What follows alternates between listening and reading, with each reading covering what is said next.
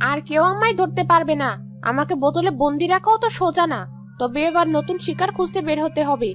তার জন্য দরকার বিয়ে বাড়ি।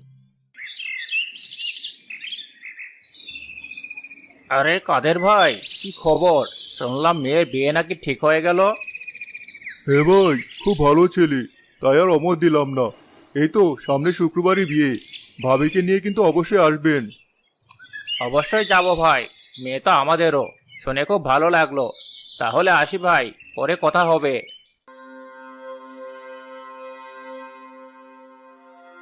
মেঘনা চাইতেই বৃষ্টি। এবার দেরি করলে চলবে না। ওই মানুষের বাচ্চাটার পেছন পেছন যেতে হবে। তাহলে আমার উদ্দেশ্য হাসিল হবে। এখন শুধু ছিপ ফেলার সময়।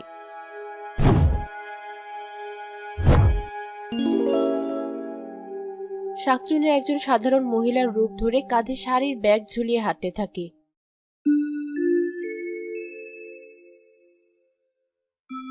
ওই দেখো মা,